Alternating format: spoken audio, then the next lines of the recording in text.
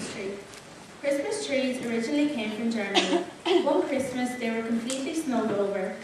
The place was all white and it looked dead, so they decided to get Christmas trees to give the place some life by adding colour.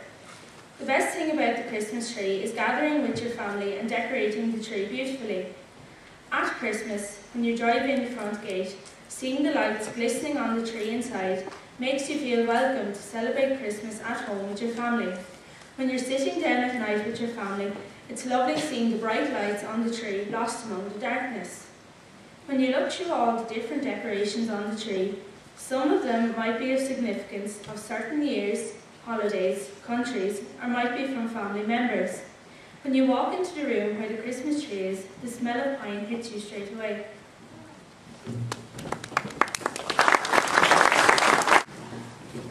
Christmas dinner. Christmas dinner is one of the things we really look forward to on Christmas Day. It's lovely to help make the dinner because it really brings the spirit between the family. All the family gather around the table to eat the big feast. On the count of 3, the bangs go off from all the Christmas crackers, all the bad jokes and paper hats go flying out onto the table and the floor. Christmas spirit. When you're walking around the town in all your winter clothes, wrapped up nice and warm, the cold crisp in the dark winter's night tickles your nose and makes you sneeze. All the Christmas lights light up the town and coming in and out of shops hearing all the Christmas music. Remember, the best way to spread Christmas cheer is singing loud for all to hear. Presents. I love presents because I love the feeling you get when you get something special. I also love the feeling of wrapping paper, folding in your fingers when you're unwrapping presents. And even if you only get a card, just remember, it's the thought that counts. This is a story you've heard 1,000 times before, but this time it will be told differently. We wanted to show the true meaning of hope, a strong hope that has carried this story over more than 2,000 years. We set a question to ourselves: what if this story happened today?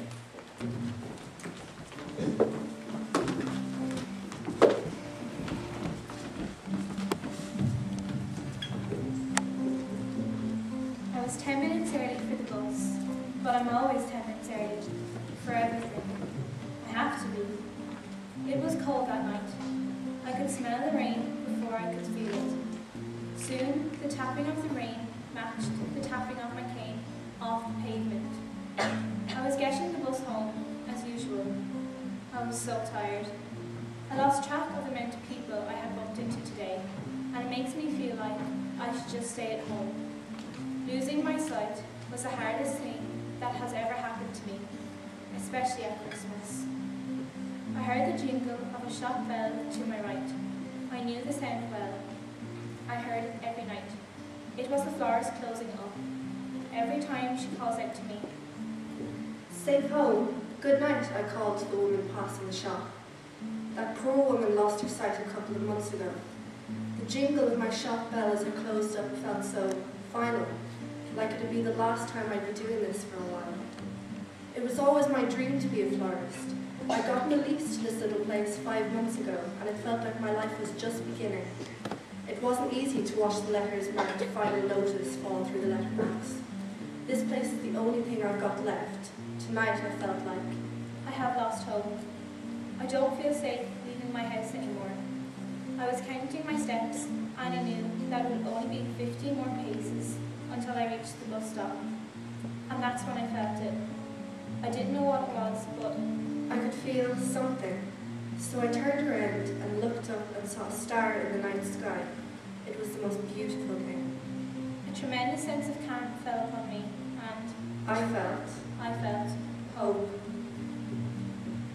I can't remember what time it happened, but I remember exactly what I felt when I saw it. It was a star, and it was shining so brightly in the night sky that a sort of peacefulness washed over me. And that's when everything changed. I work as a bailiff in a company that repossesses homes and businesses that have been long in debt. And that night, I was meant to deliver the final notice to this little flower shop on the main street. The place was only opened 5 months before I had to get involved. To be honest, I hate my job. So I take a taxi, it's too late to walk. So, there was this woman. She got into my taxi. It was late, probably too late to walk, and it was raining. Her destination was a little florist on a main street. I've worked all day since early this morning. I felt so tired and I just wanted to go home. Just to make small talk so she didn't think I was unfriendly, I asked her how she was doing. She said she was fine. I'm fine, I said, but to be honest, I didn't want to talk. I was sitting there, the papers on my lap, the tapping of the rain on the roof of the taxi, and that's when I look out at the night sky, at all the stars that look like little peepholes peppering the sheet of dark blue, and that's when I see it, and it's beautiful. That one star was shining with such brilliance and grace that all obscurity left my mark, and I knew exactly what I wanted to do. I say to the driver, "Stop the car," she yelled. I stopped beside this bus stop. She got out, chopped out some money, and threw them at me, but it was too much.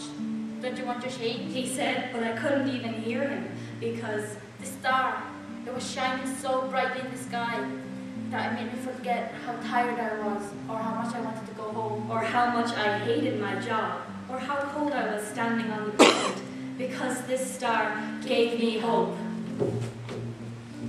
Hope, hope, and fear. I was terrified for my life, huddled in that cold bus stop on that rainy night. The only light shining from the single star above me, a beacon of hope.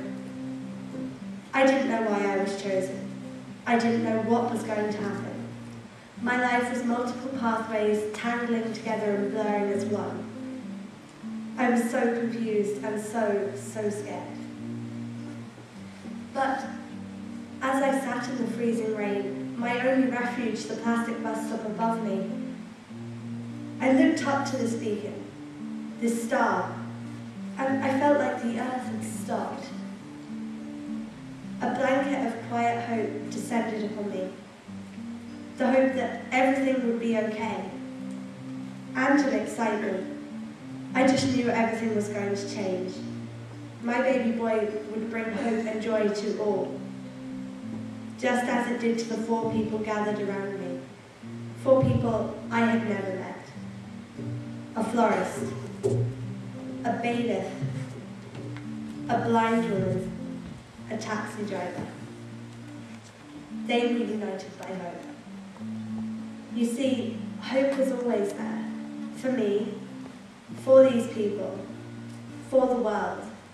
You just have to look and find it.